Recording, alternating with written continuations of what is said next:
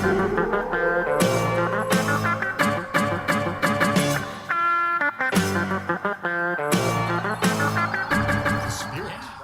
and gentlemen, it's time for the Schmoedown Rundown. Introducing first, Frankie Janisch, and the host of the Schmoedown Rundown, Bryan Gilmore. What's up, Movie Trivia Schmoedown fans? This is episode 70 of the Schmoedown Rundown, Season 5 premiere. I am going to be your host, Brad Gilmore, from Chicago, Illinois, home of Oprah, Kanye West, Frank Janisch. Yeah, Kanye West, home of Kanye West. We're proud. You should be, Frank. Just named his child Chicago, by the way. So That's right.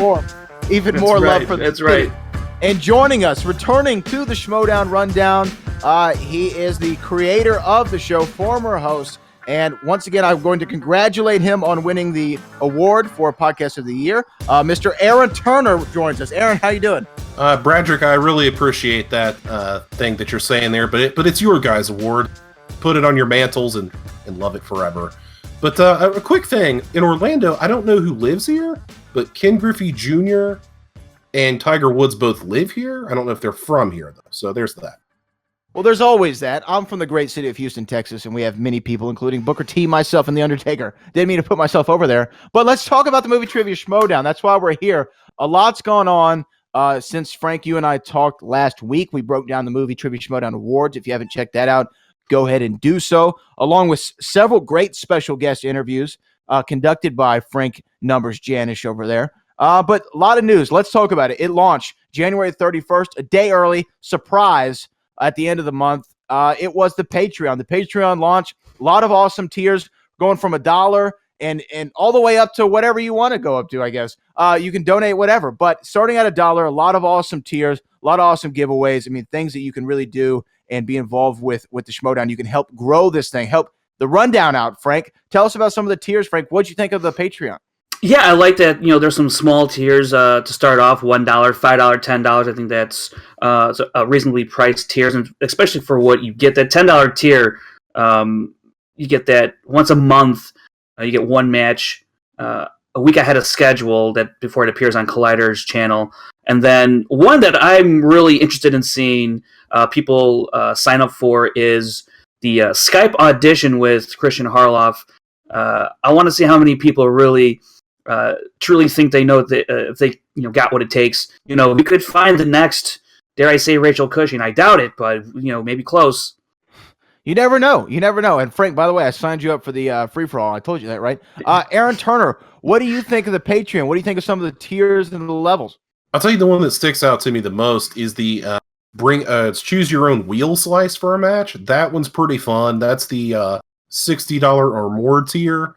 If you guys do get on that one, John Carpenter. Just saying, we need more John Carpenter questions. But that's the one that sticks out to me right away. I'm into that one. Yeah, not James Bond questions? You wouldn't like that? No, we're not going to talk about that. No, we're good. I just thought we'd start off hot. But hey, if you haven't already and you're listening to the show, please go support the Patreon, even if it is $1. Even if that's all you can afford. Not only would we appreciate it here on the Rundown, obviously Christian, all the guys putting in the hard work on the Movie Trivia Schmoedown. Everyone from Cody Hall to all the competitors. I mean, everybody, Skaliski, everybody would benefit from this Patreon. It will help grow the Movie Trivia Schmoedown, get more editors, writers, producers, get more equipment, film more matches, take the matches on the road. So many awesome things can happen if you, the listeners right now, support the Patreon. So find the Patreon page, go support the Movie Trivia Schmoedown. Like we said, even if it's for $1. A couple other news items that we need to get to.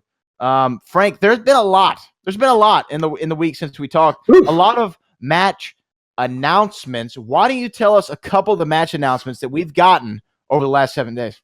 Jeff Snyder and Mark Ellis, that one has been confirmed. That one's going to happen. It's going to be interesting to see how Mark Ellis responds after his loss to Stacey Howard, how he enters this season. And Jeff Snyder, he's got a lot to prove, I feel, because I think he's kind of this forgotten competitor in the singles division. For him to get a tough opponent like Mark Ellis, despite how he performed against Stacey Howard, you can't take Mark Ellis lightly, and Ellis can't take Snyder lightly. So I look forward to that matchup. That one's going to be a hell of a match. I think that's going to be one of the matches to watch. That's one of the ones to watch out for this season on the Schmoedown. Jeff Snyder. I mean, we can't forget. He beat the Godfather. Jeff Snyder beat the Godfather. Mark Ellis had a kind of a rocky year in the Movie Trivia Schmoedown last year. So that's going to be a really fun match to watch. Aaron, what do you think of Jeff Snyder, Baby Carrots? Yeah, man. I mean, it couldn't be a tale of two different guys right now. Jeff Snyder riding the high, team champion for over a year. That's got to feel pretty daggone good. And Ellis is on the other side, man. He was right in the mix. He won at the Ultimate Schmoedown tournament a couple years back, and it was just not losing to Clark Wolf, losing to Stacey Howard, losing the team titles. It's just, I don't know, man. I hope Baby Carrots can come back because he's one of the best competitors out there when he's on. You cannot sleep on Patriot Gold, that's for sure. You definitely can't. You definitely can. Who knows what's going to happen tomorrow with the Patriots? By the way, never know in the Super Bowl, brother. Let's talk about, though, another thing. I mentioned The Godfather, Drew McQueenie. The Godfather versus The Beast is confirmed for this year. I think we've only seen them interact a couple times, maybe in the free-for-all. I remember when Andreyko cleared the table. Frank, Godfather, Beast. Yeah, this one has been... This match is a long time coming. They tried to orchestrate this one, put them in position to where they could meet, and Snyder spoiled that, and then Harloff himself spoiled a part of it when he beat Bibiani. So that was last season. So they're just gonna forego these long roads until they meet. Instead, they're just gonna throw them head to head sometime this season. I don't know when that's gonna be, but Drew McQueenie, he's got a lot of reps under his belt now, and he knows how this thing works. He's been in some high pressure situations, and this is gonna be a hell of a match. These two guys have some of the deepest knowledge, I think, of all the competitors in the Schmoedown. Aaron Turner, you got the Beast, you got the Godfather, Drew McQueenie. Who would you pick? Who are you going with? Well, you know something, dude.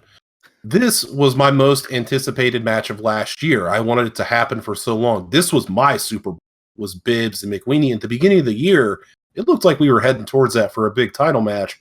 Kind of went up and down for Bibbs and for McQueenie towards the end. But, man, I have wanted this match forever. I'm a huge fan of the Beast. I rival only Chris Clark, I think, in Bibbs fandom. Chris Clark's got me beat there, but I like both of these guys. I think it'll be one heck of a match. Go ahead and get those scoring records ready to be broken. It's going to be off the chain. Yeah, that's going to be a good one. They're going to have to. That's going to be one of those matches where the first person who misses is probably going to lose. Definitely. You know what I mean? Like, right. If you miss a question, you're out because they're going to be bringing their A game. Here's one where I don't know if point records are going to be shattered, but I'll tell you what, it's going to be an entertaining ride. The Wild Man of the Wild Berries, Josh McCouga, going against the producer, Seducer Frank. Tell us about what are your thoughts on this match? Yeah, this is. I know me and you, like we're hashtag Rundown Boys with a Z. We're big fans of Wild Berries. Oh yeah, I'm pretty excited about this one. First of all, Scarpino, he's had a rough go of it facing Bernardin and Cushing. Not an easy task to go up to have that as your first two matches. Do I expect Scarpino to come away with a W in this one? I do, but McCouga has played in some of the most incredible matches. He's had a couple comebacks. We all remember when he faced off against Finn Draco, if you will. So, and that was a monumental upset. No one thought that McCouga could do it, and he did it. So, this could be a really exciting match. I can't wait. Anytime Josh McCouga is on camera, we're having fun, brother. That's just how it happens. Aaron Turner, what are your thoughts? I kind of feel like the odd man out because I'm not a Wild Berries fan, guys. I'm sorry. It's just not for me. Shame. However, I am a big fan of the producer / seducer, Nick Scarpino. I think the guy is great fun. Like you said, Frank, he's had two pretty daggone tough matches against Bernard and Cushing. This could be one where he can get the W. Dude, I thought these guys should have been a team. I think they're great fun. They could have been great fun together. But if I got to pick one, I'm going Scarpino. But I think it worked out for the best. Dewberry and Makuga, I will not trade that for anything at this point. So I'm just going to put that out there. Yeah, Josh Makuga, you never know, Aaron Turner. I know you're not the biggest. You don't believe in the Wild Berries. You don't think the Wild Berries can do it. You're not a Makuga maniac, brother. But Makuga Mania is going to run wild in this match. And I'll tell you right now, he's going to sprinkle a little fairy dust on it. And I think Josh Makuga will get a W in this one. But I'm excited for it. Now, hey, last little bit of news. When we talk about competitors announced, we talk about matches that have been announced for this season. We got to talk about somebody who I finally got to meet in person, and she was delightful. We're going to talk about Taylor Robinson. Taylor Robinson looks like she might be competing, or she will be competing this year in her geekdom. Let me throw it to you first, Aaron Turner. What do you think about Taylor Robinson making her debut in the Schmoedown? Well, Brad, I think you meant to say that it was delightful that she would be in the Schmoedown inner geekdom ranks. I think that's kind of interesting as a fan to get into it. I don't know what her knowledge base is. I'm sorry, Taylor. I don't. But anybody that gets a chance and can make the most out of it, I mean, we've seen Late to the Party come in and knock off Bibbs and Whitney. I mean, anything's possible, especially when fans get in there. Yeah, no, anything is possible. I mean, Late to the Party. I mean, Franco was that's a good analogy of what happened, or a good illustration of what can happen when a fan enters the Movie Trivia Schmoedown. Also, Late to the Party, great team when they came in. So, Frank, you're going to be making your debut this year, of course. I've signed you up. You're doing it. This is like future. This is like future signing up. Right, B-Rabbit. At the shelter. I've signed you up, B-Rabbit. Okay. What do you think though about Taylor Robinson making her debut in her geekdom? Yeah, I think it's great. We're getting more fans/reactors, reactors/fans, whatever you want to categorize them. Nonetheless, they're fans getting a shot at the Inner Geekdom, which is now a first. No fan has competed in the Inner Geekdom. So it's going to be interesting to see how she performs and who she plays against. I can't wait. And our last bit of news that we want to get to, actually a couple things. But first off, what do you think? It looks like the Real Rejects may not be done. They might be the real deal still. What do you think about the Real Rejects, Frank, competing this season? I love the fact that they're not going to be, broken up, and I love, their channel, and just both of their personalities are really fun. So to see them break up would have been really sad. So I'm glad that it seems like that's not going to be the case. What do you think, Aaron Turner? Real Rejects, you a fan? Do you like them more than the Wild Berries? I do. I'm actually a big fan of the Real Rejects. I adopted them last year, man. They're like the lovable losers. You got to love them. I mean, they work their tails off in these matches, and I know they just like to have a good time. I think that's super fun, much like the Wild Berries, but I just seem to gravitate towards Greg and John a little bit more. And when Greg Alba is throwing spin kicks, I'm in, dude. So I'm a big Real Rejects fan. Yeah, I like the spin kicks as well. Hey, last thing real quick that I want to mention in the news section before we talk about the match from this week, which was a phenomenal match, the triple threat. We're going to get to it momentarily. Trust me. We could see the return of another familiar face this season in the Movie Trivia Schmoedown because, believe it or not, a year can pass rather quickly, Frank. 365 days can be gone before you know it. I snapped in the microphone. I hope that was picked up. Yeah. Finstock. The ban on Finstock could be up here. Do you think we see Finstock back in the Movie Trivia Schmoedown? I think eventually, yes. I don't think right away. I think it's going to take some time. Maybe he comes back for the free-for-all. Maybe he comes back for a big event. I don't see it. I personally like Dagnino just being Dagnino. I don't miss Finstock as much as I thought I would have missed Finstock. So if they want to bring him back, if he can come back, that'd be great. If somebody else is Finstock, I don't know if that's an option out there. There's a lot of possibilities with the whole, if you remember, I'm Finstock kind of movement out there that when all this was going on. So it's going to be interesting to see what they do with him. Or all I would like to know is, or I hope at least what they do is not just leave it be and not address it. That'd be kind of weird. All right, Aaron Turner, what do you think? Finstock's return. Would you like to see him? Do you think he's just going to be a free-for-all surprise? Is he going to be back regularly? What we got? Guys, it's a simple equation. Finstock equals ratings. And that's Tom Dagnino, Finstock, whatever you want to call him. When I talked earlier about Chris Clark being such a big Bibbs fan, I feel like I'm the biggest Finstock fan on planet Earth. I love the character. I love what Tom brings to it. But then again, I don't know if that character in 2018 is gonna work. I don't know. I know that Finstock, if he comes back, it's going to be the greatest thing ever, and I'm all about it. But will it have the same pizzazz? Will it have the same shock value that it used to have, or is it just going to be Tom turned up? I don't know, but if Finstock comes back, I'm in 100%. Well, okay. Finstock to me does equal rating. I'm a Finstock fan, but I will say this. Finstock equals ratings. Bobby Gucci doubles those ratings for me. I like Tom Dagnino as he is currently. But you know what? It's like, okay, Aaron Turner's on here with me, so we know Doink the Clown wasn't always portrayed by the same guy, right? And we've seen Finstock be Finn Draco and portrayed by Tom Dagnino. Who's to say we couldn't see Finstock and Tom Dagnino in the same place in the same time, brother? It can happen.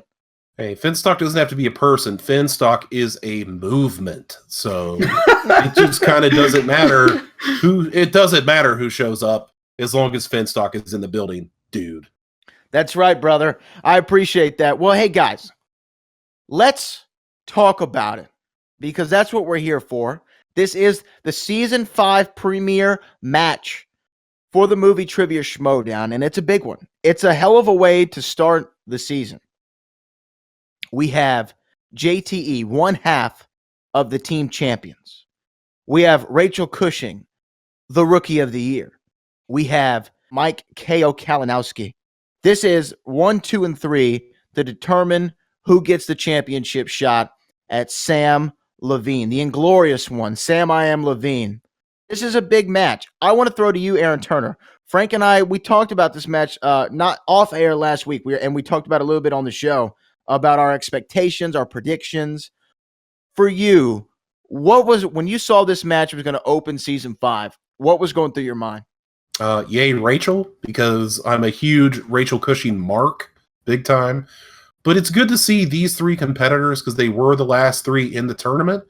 So, I mean, you're coming out hot right here. You got Rachel, who's just been on fire. You got Mike, who's kind of looking to get into that elite upper echelon. And then you got JTE, comeback player of the year, team champion. I mean, come on, man. Like, what else can you ask for?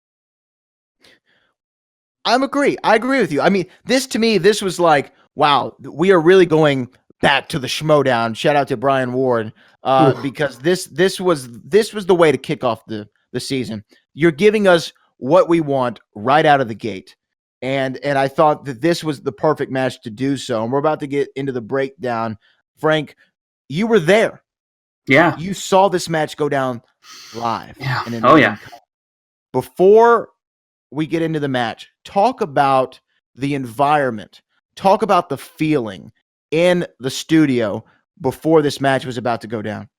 Yeah, there was a lot of anticipation in the air about how this match would go down. You got JTE, and he's, walking around like he owns the joint, and Rachel's got her supporters, and Kalinowski's there with, Bryan, and they're getting ready with, their box of pizza and their props and stuff, and they're looking to have a cool entrance that's partnered with Rachel's entrance. So it was very just the level of anticipation for this match, I think, was extremely high. Yeah, I mean, to me, this was the ultimate. This is what we've been waiting on. So without further ado, let's get to it. We start off with a series of promos like custom, and let's talk about them. What did you think about this? First of all, the great promo package that was put together, by the way, and the opening promos. Aaron Turner, let me throw it to you first. I feel like Mike has a point when he was talking about everybody sleeping on him, because I feel that way too, because Mike has shown not only is he good in teams, he's a good intergeekdom player, and he plays well in singles also, but it feels like everybody was either talking about Rachel or JT and not giving them a chance. I thought that he made some good points in his promos. Rachel always coming through in the clutch with her promos, and JTE, God, I love to hate that guy. He's fantastic. He's great. I loved all these. Yeah, you know what? Mike Kalinowski, I agree with you 100%, Aaron. He had a good point. And think about this. Rachel, we've seen Rachel versus Levine, right? Yeah. We've seen JTE Levine. And what happened? They caught a couple L's. You know, to quote my man Shannon Sharp, you can either have hot dubs or hot L's. And they took a couple hot L's, right? Skill. They took a couple hot L's. Skill. So I thought he had a great point. I agree with you. I think when you look at it, he was the one who's really approaching this from the most logical and maybe even statistical viewpoint, and that's why you come in, Frank. What did you think? Did you think Kalinowski had a point? What did you think of the promos from Cushing and JTE? Let me start with Mike. I think Aaron should remember this from months back.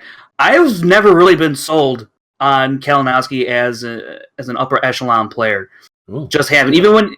I'm sorry, I haven't. And I think he's an above average player, and I think he can go on these little hot streaks. We saw that in the tournament, but I don't think it's something that is long lasting. That's just the way I see it as of now. He could turn out to be, have a comeback story like Mark Riley. When Riley was losing, I came out the whole kind of spiel about, Riley's going to have a tough climb to the top. And he proved me wrong, and he reclaimed the belt from Roca, and that was a great story. I hope the same thing can happen for Mike, because he had a rough, more than a rough go of it in this match. But so what he was saying, yeah, I get it, but I also, in the back of my mind, was like, I'm not really sold on it myself. JTE, he lives in another world filled with team titles, and that's about it. Rachel, the one thing that piqued my interest and curiosity as to how she was going to approach this match was, in her promo, she said, "I'm going to win this." She has this swagger about her that I was surprised to see, and it was also a welcome sight. So to see her confidence in that promo and then do what she did in the ring, I mean, what else can you say? It's don't amazing. Get ahead of yourself right there, Frank. I'm sorry. All right, don't spoil the end here. Don't blow the finish, brother. Well, if you haven't seen the match and you listen to this, I don't know what you're doing. That's true, but hey, we're storytellers here. I'm trying to build up a narrative here, Frank Janisch. Roll with me. Hey, one thing that I do want to mention before we move on at all in any other fashion is I love the carryover from Spectacular, the graphics, how everything's presented, the look. Everything's crisper, everything's sharper, everything's more well-oiled. There's a better feel already out of the gate here for season 5 already. And Aaron, I want to throw it to you. I know you watched Spectacular. Now you're seeing this. You've been a long-time viewer of the Movie Trivia Schmoedown. Want to hear what you think about the upgraded look. Well, I have another phrase I would like to throw in there. Bryan Ward, baby. And I mean, this guy, unbelievable stuff. It looks clean. It looks amazing. It's way better than we've ever seen before. And it's only going to get better with the Patreon and stuff. And it looks great, man. Clean and good.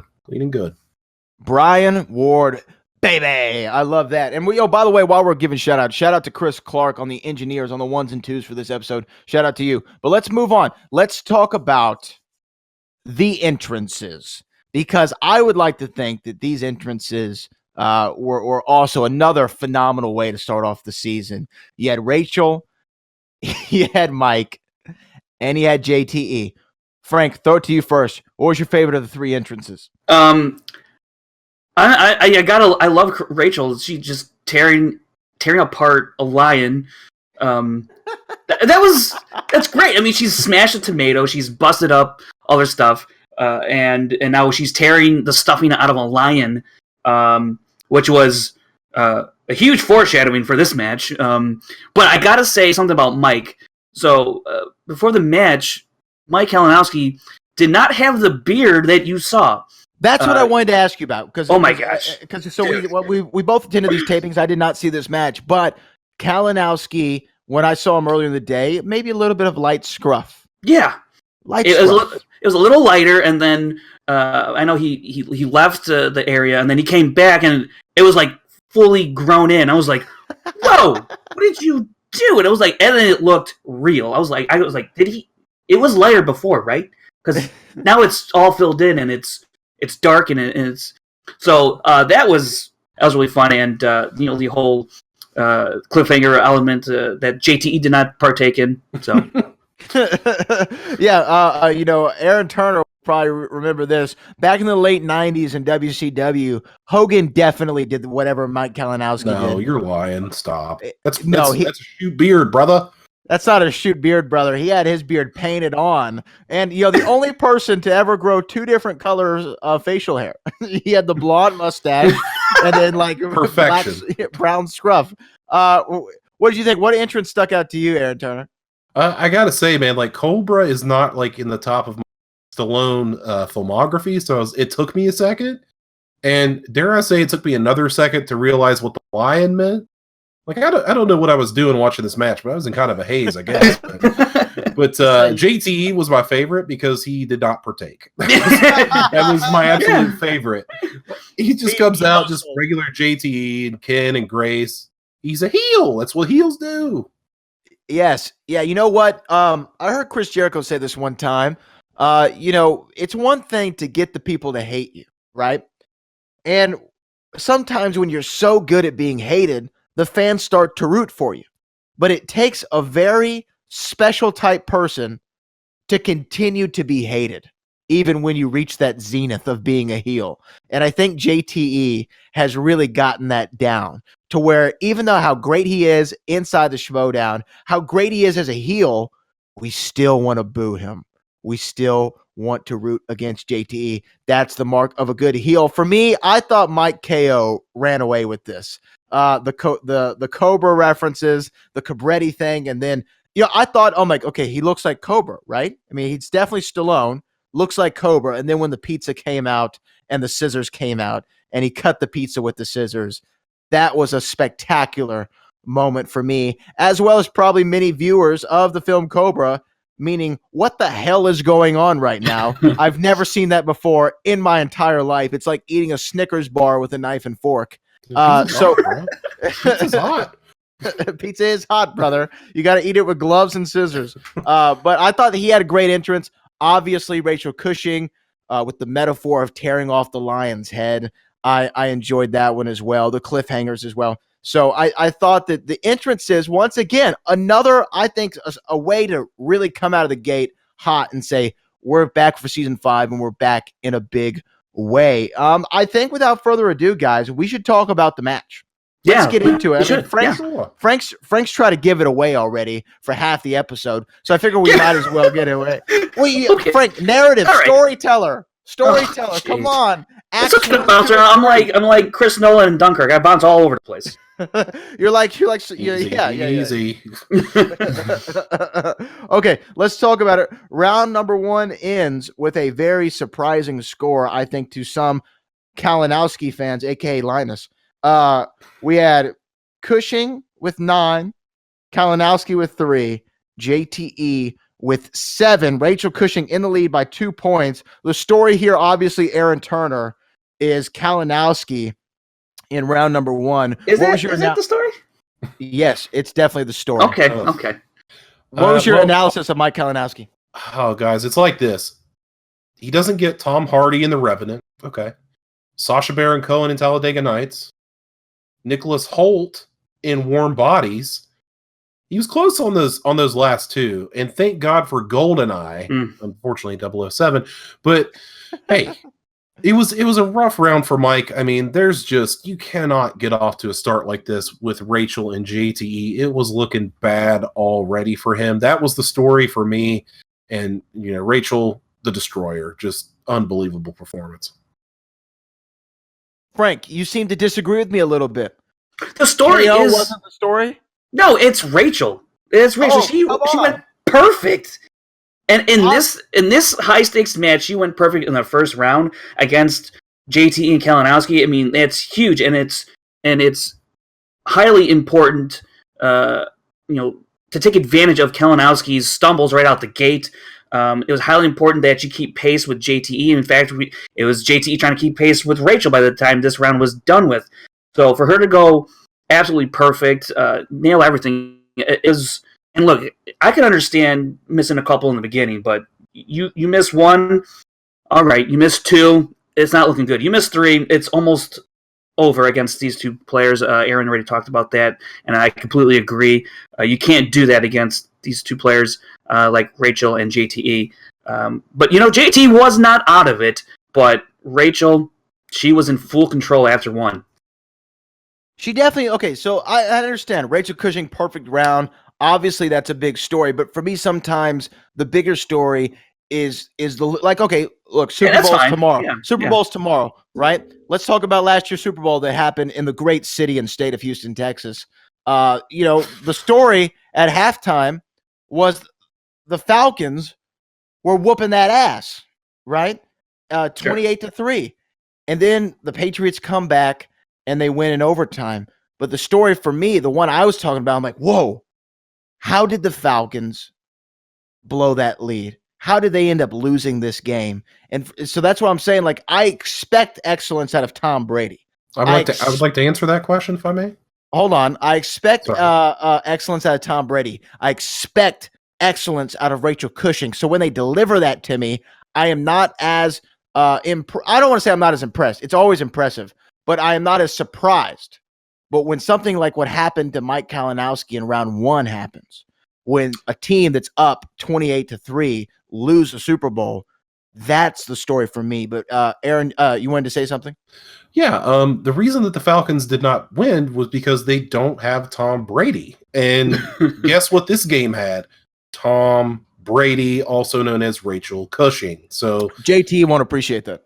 Well, he won't. Well, hey, it is what it is. But he's Jimmy Garoppolo now. Oh, wow. But yeah, Tom Brady, man, all day. Well, and I understand, but you mentioned Sacha Baron Cohen. Some of those answers for you, Frank, when you were watching, like, what was one of the questions that stuck out to you that you're like, still on Kalinowski? I don't want to pile on, but I just want to say, like, what was one of those where you're like, okay, he's got this, and then he just came up short? Sacha Baron Cohen in Talladega Nights. I was like, come on, that's a great question to get after you've missed your first one, which I think you should have got. I mean, Revenant, it was a pretty popular film, especially in Oscar season and being in that area. I thought that was an easily gettable one. Didn't go that way for him. Okay, fine. Sometimes that happens. Then you get Sacha Baron Cohen, Talladega Nights. Damn.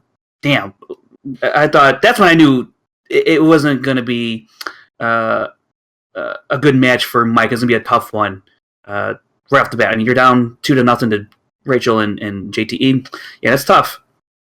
Rachel Cushing obviously going perfect in round one was a massive deal. She's, like you said, I mean, Tom Brady is a good. You know what, though? Tom Brady might not be a great reference point for Rachel Cushing. She's phenomenal right now. Tom Brady's got the rings. And I'm not saying Rachel Cushing won't have the rings by the end of the season. I very well think she will. And Rachel Cushing is quickly becoming my favorite player in the Movie Trivia Schmoedown. And I need to add one thing about Rachel's first round. To go perfect and get the bonus is a very exclusive club. There's not many people have done. Only 7 people have gotten all 8, and only 3 other people have gotten the bonus correct. And actually, Rachel Cushing, she's the only person to get a perfect round and the bonus. So she made a lot of history just in that first round. So that's why it's a bigger story for me when I view this first round. And very well, should it be a big story? I mean, obviously, Rachel Cushing is always a story when she's playing. Once again, I thought, Mike, man. And to go into round number 2, right? The wheel round. Let's discuss it at the end of the round. And this is where the storyline for me continues. At the end of the round, JT has 12. Rachel Cushing has 20. Mike Kalinowski mathematically eliminated in round number 2. I don't think anybody saw that coming. Once again, Linus, oh, I'm sorry, brother. Your fantasy just went down the gutter, which a lot of people thought. But okay, but what did you think, man? What did you think about Mike Kalinowski. Or I think Skaliski had him, but that's off the point. What did you think about Mike Kalinowski being eliminated, Aaron Turner? I mean, when Mike spun Oscar movies twice, I mean, that's Rachel's strong suit. It just, oh man, DOA. It just wasn't happening for Mike. There's just no way he could have came back, especially when Rachel had already taken comic book movies off the board. It just was not in the cards for KO today. Let's talk about that strategy, Frank. And we'll get to Mike Kalinowski in a second, but Rachel Cushing taking comic book movies. Now we know she's competed in her geekdom. We know she's a 5-tool player. She's great, and you can put her in any position. She's fantastic. What do you think, though? I mean, did you think with her taking comic book movies, were you like automatically she did that to take that away from Kalinowski? Yeah, I thought so, and I thought it was a great strategery.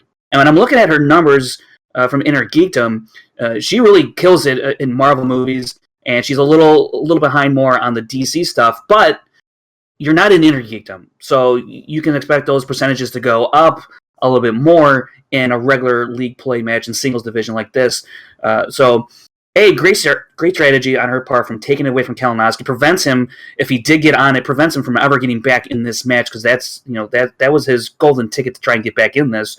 And then she's very confident in her knowledge of comic book movies in Inner Geekdom. The questions are going to be a little bit simpler in this kind of in this division. So it was a great move all around, and I was a little surprised at first, and I think maybe other people were. But then when you sit back and realize, and especially when you listen to her post interview, you're like, yeah, that does make sense. Aside from the strategy, So that man. Yeah, knowing that you didn't have that saving grace for you. Rachel Cushing obviously getting, once again, everything right in her category. Very skilled at comic book movies. Looked like she might have slipped there for a second. I thought she wasn't going to get Ronan the Accuser. I didn't think she was going to pick Kree. Yeah. It looked like she was struggling for that for a second, right, Aaron? Wow, what an answer. And then to follow it up with the Rocket answer, with the Watchmen, the only one she did multiple choice on, man, wow. That's impressive. I don't care. The Hoover Dam question as well. Yeah. I like to consider myself a pretty savvy comic book movie fan. I'm probably going either 1 for 4 or I'm going 0 for in this one. And I know those movies very well. Yeah, I agree with you. I was like, okay, comic book movies, whenever a player spins this and I play along at home or when I'm watching, I normally do okay. I'm not going to say I'm going to jump in the Inner Geekdom League, but I'm like you, Aaron. I'm like, okay, yeah, I'll probably do pretty good at this one. But I'm with you. I probably would have gotten the Kree, and that's it.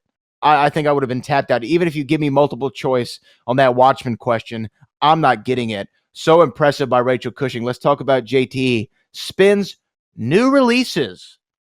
A controversial topic at a time here on the Movie Trivia Schmoedown Rundown. But spins new releases. I know you like that one, Frank. Oh, I love it. What did you think, Frank? Did you think when JT got new releases, he was going to do pretty good? Oh, yeah, I thought he was going to sweep the board. I really did. I really thought he had a great shot at sweeping the board. And it looked like it from the first 2 questions. He rolled right on through. But then he got to who plays first human born on Mars in the space between us. Dude, come on. He didn't even go to multiple choice. That's a huge strategical error on his part. He needs to get every point he can get. Rachel just ran the table in the first round. She nearly had a perfect, nearly earned every single point in her turn. He's got to try and keep pace, and he gave up the opportunity to get 1 point. Instead, he gives Rachel the opportunity to get 2 points, and that's exactly what she does. And that's a huge moment in the match, a defining moment in the match, and that kind of really sealed JTE's fate in a way. Just a huge mistake on JTE's. I know he says he beat himself, but I mean, I guess in this sense it's true, but also Rachel just took full advantage of that mistake, and she made him pay. Aaron Turner, he spun movie quotes first and then decided to move right along, and then he ended up getting new releases. Do you think JT would have fared better with movie quotes? No, I think he made the right choice, and I'm actually going to give his logic a pass, but his execution a fail. Yeah, I think that's fair. Yeah, because his logic of, well, all these guys are in the same kind of movies, like they're easy to confuse. And I like that he called him Asa Butfield. I enjoyed that very much. The guy was nearly Spider-Man. Tom Holland came out for it, but anyway. Yeah, I mean, he's right though. All those guys are in this. Asa Butterfield. What's the guy from Baby Driver? Frank, you would know. Ansel Elgort. Like all those guys are like, to me, there are all the Dylan O'Brien. They're all the same. So I can understand where you got that wrong, but to risk 2 points on it, not today, not in this match. Yeah, I wouldn't risk it at the third question. I would kind of save that for the fourth. If I'm the fourth question, if I'm still in that situation. That's how I know, but he did see. Okay, Rachel Cushing's got 16 points at the time. I've got to make up some ground. I've got to throw the shot in the dark. And then when he saw, okay, oops, that strategy didn't work out. Let me go multiple choice next time. And at least he got the point there. But he swung for the fences and he missed. But I think I understand what you're saying. Sound logic, flawed delivery, but I still think that was to take a shot in the dark. It was probably going to be one of the only ways he could catch up. Yeah, I think you're right. It's one of these either or, and you're a genius if you pull it off, and you get ridiculed if you don't. It's one of those situations. So, I can see it that way. It's really what it was a half. Almost, but it was kind of like a half court shot at the buzzer. Yeah. If I make this, I'm an incredible shot, right? I'm a sharpshooter. There's that was for you, Aaron Turner, sharpshooter. But if I make this, I'm a sharpshooter. But if I miss it, whatever, I miss it. And then that's kind of what JT went for. Let's go on to Mike Kalinowski. Mike Kalinowski goes up to the wheel. We alluded to it earlier. Spun Oscar movies. He quickly decided this one isn't for me. Rachel Cushing is a beast at this. And so he spins again. And I'm surprised on how often this happens. And Frank, I think I've asked you for a stat on this before. And it's going to be something we have to figure out. How often does this happen where a player on their first spin spins a category, decides to spin again, and gets that same category? Yeah, I feel like it. Yeah, you have that. If you can, while I'm talking, if you can find that, the pure unluckiness, for lack of a better term, for Mike Kalinowski, he needed something. He needed something on the wheel. Comic book movies taken away from him. He says, Oscars, that's no bueno. Let me go again. I don't know what he would have liked to land on, but I absolutely know he wouldn't want Oscar movies again. Aaron Turner, did you feel his pain watching this? Oh, my God. The crowd wanted Meryl Streep, but unfortunately... Oh, yeah. By the way, shout out for the Meryl Streep channel.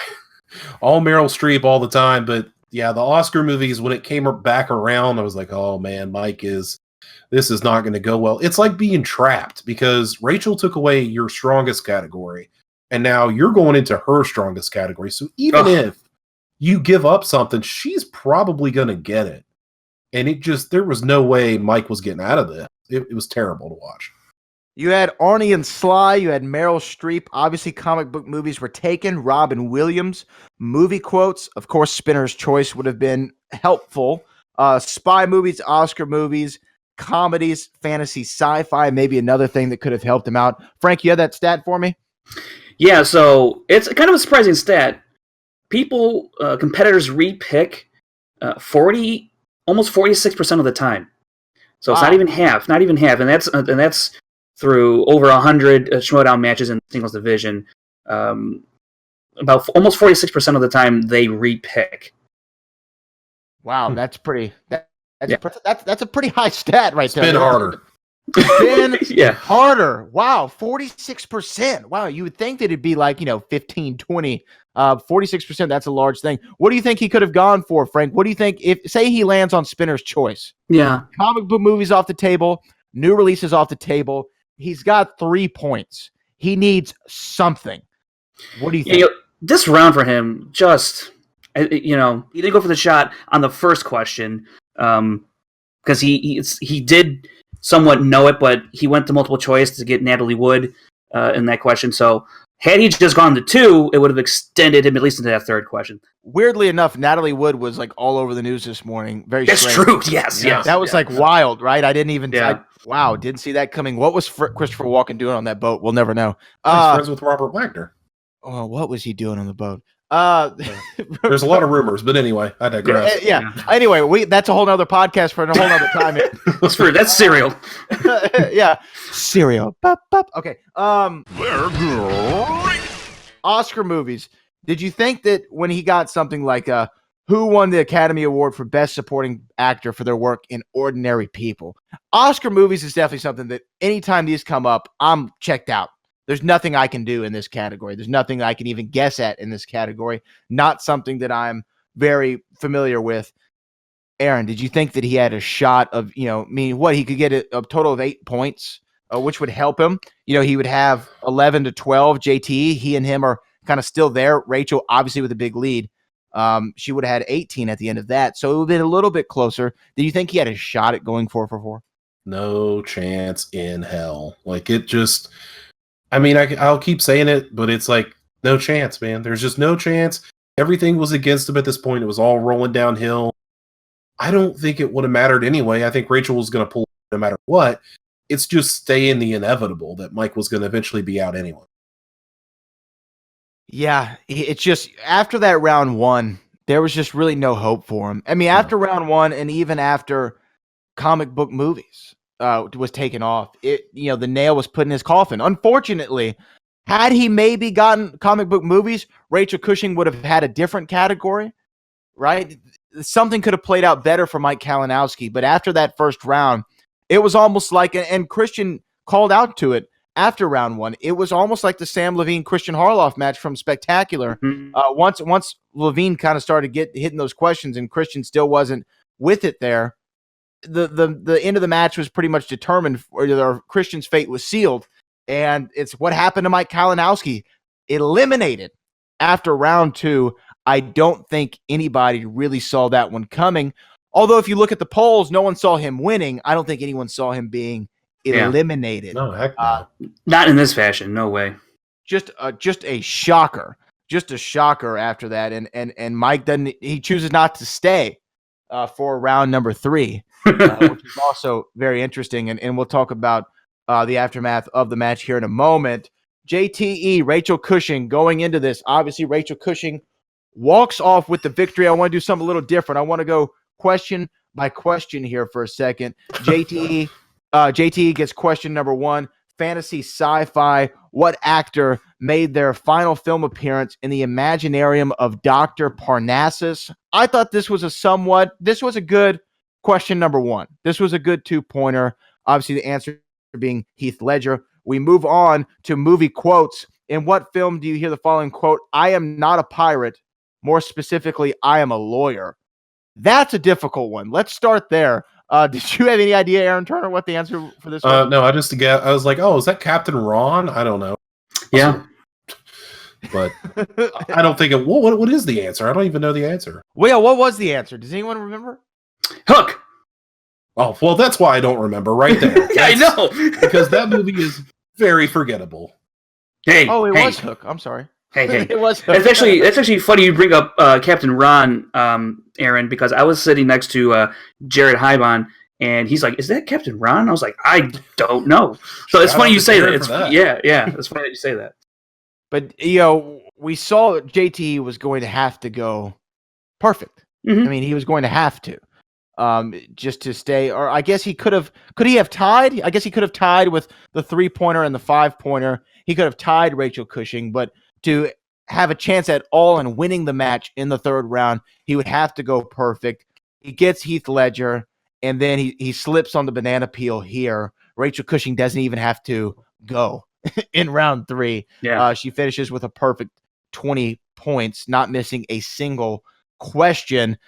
Frank, what was it like in the room? Did people think JT was going to remember? He was 2017 Comeback Player of the Year. Yeah.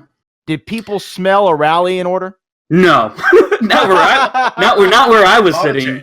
Not where I was sitting. I know his girlfriend April was like a couple seats down from me, so it was like trying to be like a little courteous to the fact that she was there, and she's obviously rooting for JTE.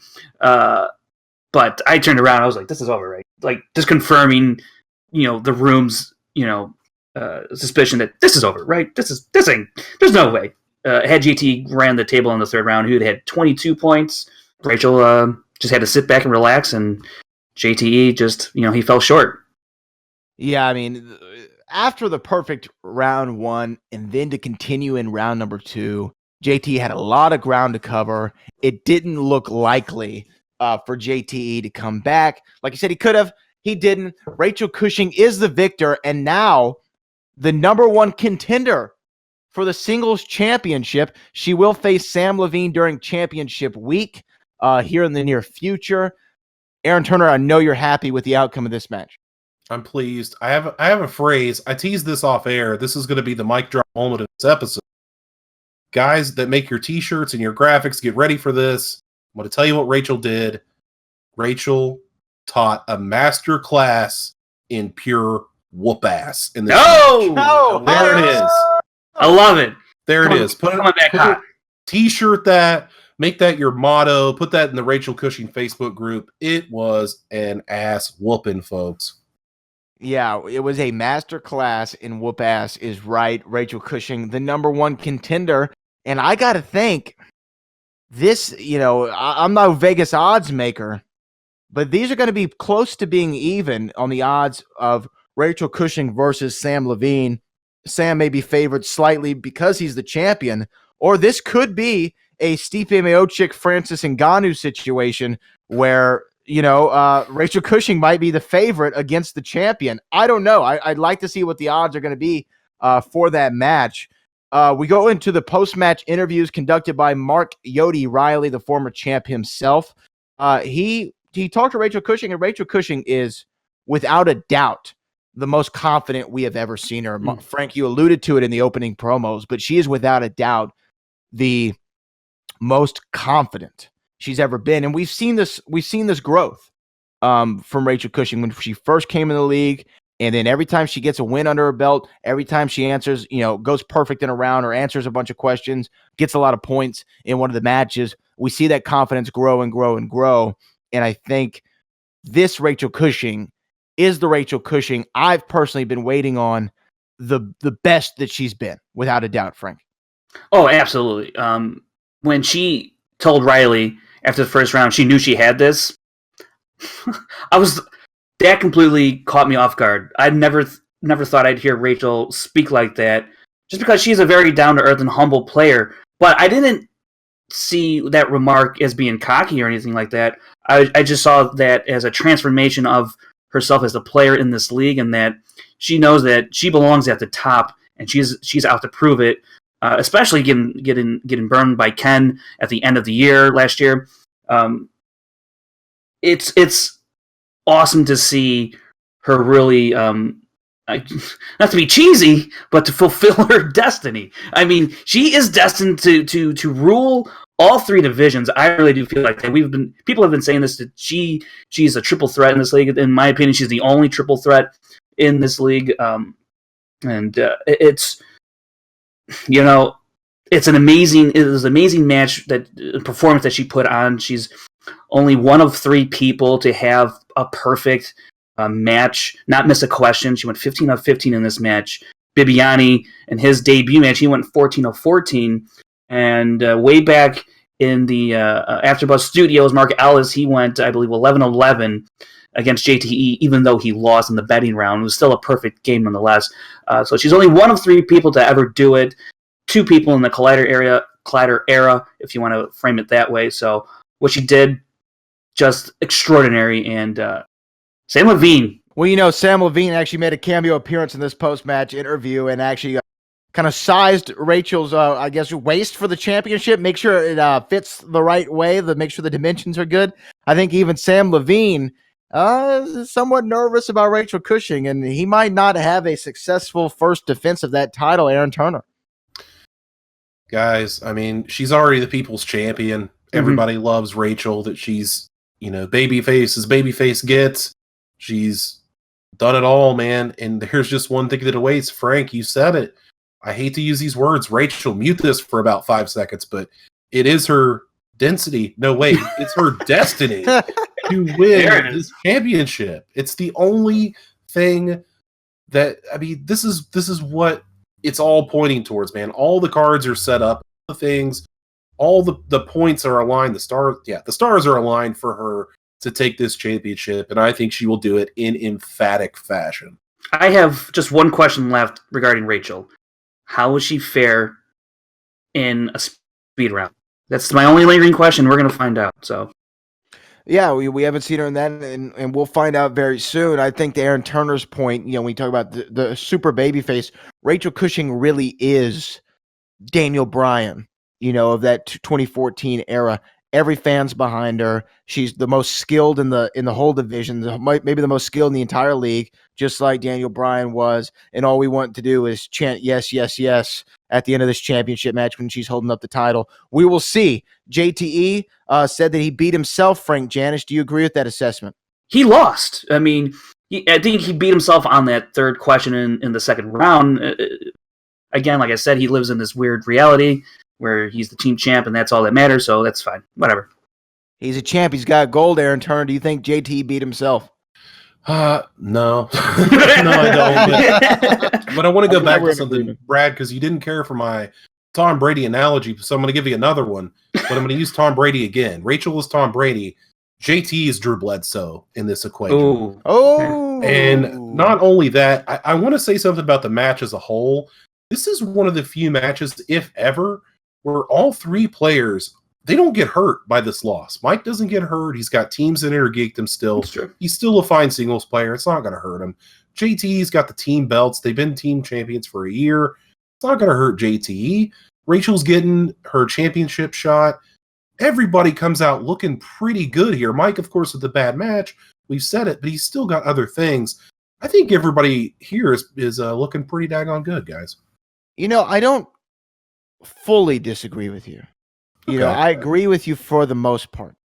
I will say, though, in regards to Mike, and like I said, I don't want to come off as piling on Mike Kalinowski. He had a bad game. Bad games happen to the best of all time. Bad games happen. It's just something that happens. Oh, yeah.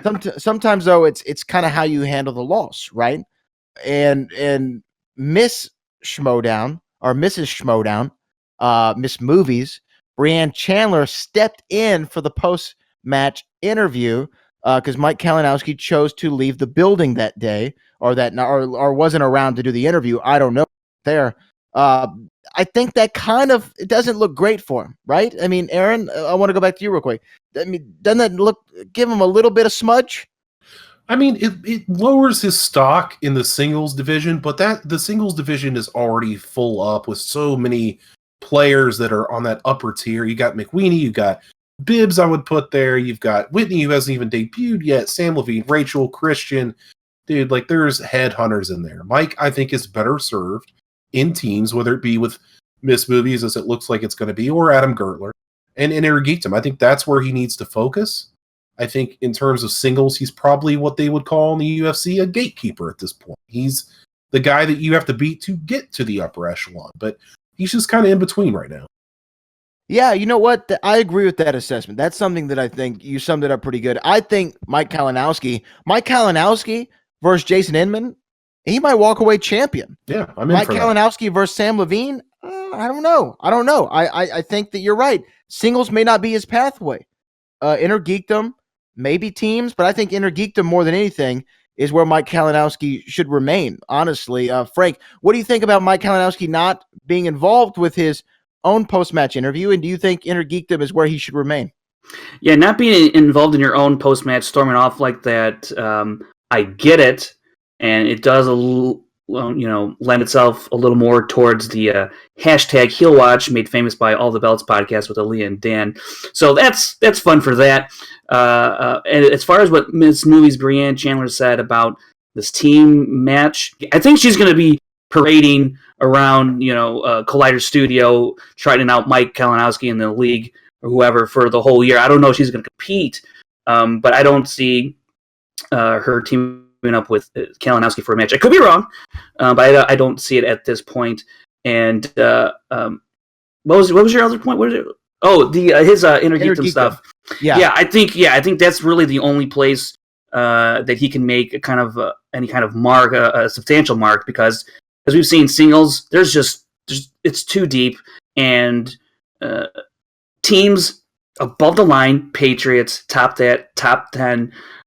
We'll get to the other team that was just announced. So there's a handful of teams that DC Movie News has got to plow through, and I don't know if they can do it. I mean, they have the capability, I think, but can they go on these sustained runs? I don't know if they can. I think he's better served in Inner Geekdom.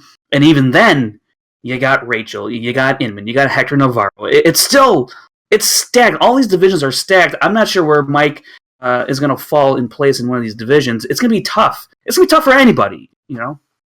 It's going to be tough for anybody, but I'm kind of with you. I still, I don't know. I just think that's where he should be. I think he should be in Inner Geekdom. Let's move on, guys. Well, real quick, any final thoughts? Aaron, Frank, any final thoughts on the match before we move on?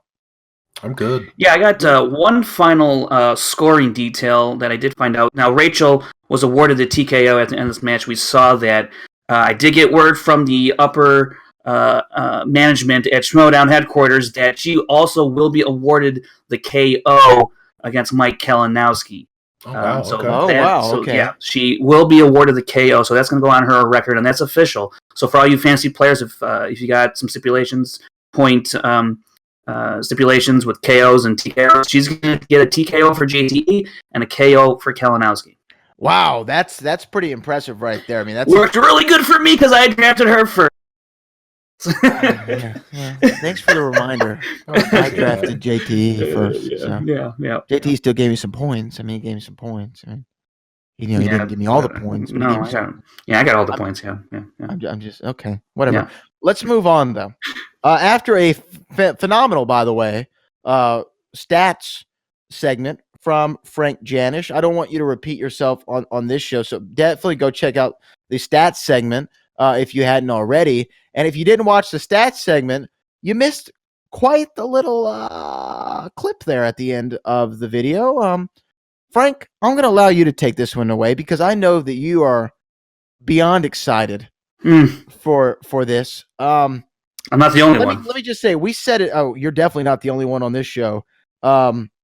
We saw Rachel Cushing in somewhat of a post-credit scene, if you will. She was just walk us through it. We saw Rachel Cushing, then what happened? Yeah, she's on the phone, she's talking to someone, then her partner's here, and she opens the door and goes, "Hey partner," and out she walks, and we go to black for like a split second. Stop right there. Okay. All right. Stop right there. Uh-huh. Stop right there. I'm stopping. Aaron Turner. Who do you think she was on the phone with? Oh man, I was racking my brain. I didn't want the obvious. I didn't think it was going to be, but I don't know. I thought maybe it was a double swerve and we're going to get Ken back. I don't know. I didn't know what to think. I thought when I saw it, I was like, I think she's on the phone with her future manager, Emma Fife. That's my guess. Okay. I think she was talking to Emma Fife. Frank, who do you think she's on the phone with? Yeah, I got to say, when we were talking to Emma a couple weeks ago, she was talking about Rachel a lot in a way that really piqued my curiosity. So I do think it is Emma Fife on the other side. It's a little too obvious, a little too good to be true. And sometimes we don't get that with the Schmoedown. We get, left turns here and there all the time. So, but my gut feeling has always been that it was going to be Emma Fife, and everyone's been championing for that. This would be a hell of a way to further that cause. And so to continue what was going on, we see Rachel Cushing walk out the door and say, "Oh, hey, partner. Hey, how's it going?" And then the door closes, and we're like, "Oh, crap, we're going to have to wait." And then the door opens back up. And who walks in but the classy one? Classy Clark Wolf walks in and says, "Oh, you thought we were going to leave you with another cliffhanger? Shire Wolf is here." Frank, I know you popped for this one. Dude, I love this. I love it. I loved it was a little tease. I thought, the little tease was fun. And then in comes Clark. Man, I cannot wait to see more of these reaction videos. when they see this happen, because again, it seems like everyone wanted this team to happen. Since Rachel and Clark, I know we kind of proclaimed Riley and Clark Wolf as the heir apparents, they're going to be the next team champs, and it didn't work out that way. Well, we have a lot more, data to go on, a lot more matches to go on this time around. They can do a lot of damage here, and I know some people are like, I don't know if their styles, are compatible. Yes, they're great players individually, but these two together, again, it furthers the babyface cause of the Schmoedown this year. Aaron Turner, your reaction? Well, I wanted to think of a team name immediately. Thing I was like, Classy Crushers? No, that sounds like a bowling team. Then it was like Wolf Crusher? That sounds like a badass metal band. But then it was Shire Wolves, and I was like, that's what's up. That's the perfect name with the Lord of the Rings and the Clark Wolf connection. Man, this is pretty damn cool. That's all I can really say about it. It's mega powers, brother. That's what's going on right here. The mega powers have definitely collided, and they formed collided. No pun intended there. And they formed the Shire Wolf. I'm with you, Frank. I don't want to go out there and say, because I still think the Patriots are without a doubt the best team in the league, and I think they're the greatest team of all time. But sure, if I were Jeff Snyder, Bobby Gucci, JT, and the rest of the Lions Den, I'd be gripping those tag team championships a little tighter right now, because the heir apparent has just made themselves known to the Schmoedown universe. I cannot wait to see these two in action. I cannot wait. And will Rachel Cushing, by the end of the season, will she be holding multiple belts? We'll see. Oh, look at that reference right there. See what you did there. You like it. You like it. I like it. They like it. Frank loved it. Well, guys, that was the season premiere of the Movie Trivia Schmoedown, and what a season premiere it was. I think this is a great way to start off season 5. Frank Janisch, before we get out of here, this is an obvious one. Who won the week? The Crusher, baby. Rachel, the Crusher Cushing. She whooped ass in the number 1 contenders match. She got Clark Wolf as her teammate. She had a perfect game, perfect first round. Come on. Well, who else? I guess the fans. There's no else. The fans, sure. The fans. Yeah, the fans. Give some love to the fans. Aaron Turner, I think we're all in agreement. Rachel Cushing won this week. Could have been Mike Kalinowski's beard a close second. Yeah. Rachel, masterclass whoop ass stuff. Yeah. Yeah, the Lion definitely did not win the week, did he? He did not even, he did not even survive the match. So that was season 5 premiere of the Movie Trivia Schmoedown, the triple threat. Rachel Cushing is the number 1 contender. She will face Sam Levine during championship week, and who knows what's going to happen. We could see Rachel Cushing in multiple championship matches during championship week. Anything can happen. That's why this is a Movie Trivia Schmoedown. Make sure you support the Schmoedown Patreon. Even if it's only $1, it'll help grow the show immensely, more than you know. Aaron Turner, thank you for coming on for the season premiere of the Movie Trivia Schmoedown, or of the Schmoedown Rundown, I should say. We hope to have you back here very soon, very immediately. Anything that you want to plug on your way out here? I got nothing to plug. I'm not really doing anything so much these days, but I want to thank both of you guys for bringing me back. Brad, you'd asked me a while back if I wanted to come on. And I said, Brad, I don't think. But you kept at me. You and Frank kept at me. So here I am. Thank you for bringing me out of the doldrums, because that's where I was when I left the show. And now I'm back on a more positive note for this episode. So thank you for that. Thank you, Aaron Turner. Frank, any plugs before we get out of here? Yeah, just great to have Aaron back. It was great to talk some Schmoedown with you. It's been a while. Hope to have you back sometime soon this season. But getting out of here, you can find me on Twitter and Instagram at FrankieJ29. And also, if you want more stats throughout the week, check out our other Twitter handle at SD Rundown Stats. SD Rundown Stats. You can follow us on Twitter at Schmoedown RD. That's Schmoedown RD. The RD stands for Rundown. I am Brad Gilmore on all social media at Brad Gilmore. And we're going to be back next week. 2 big matches. We're going to see top 10 versus top that. Cody Hall versus the Professor Lon Harris. So many things going on next week. And you can find us right here. Same time, same place.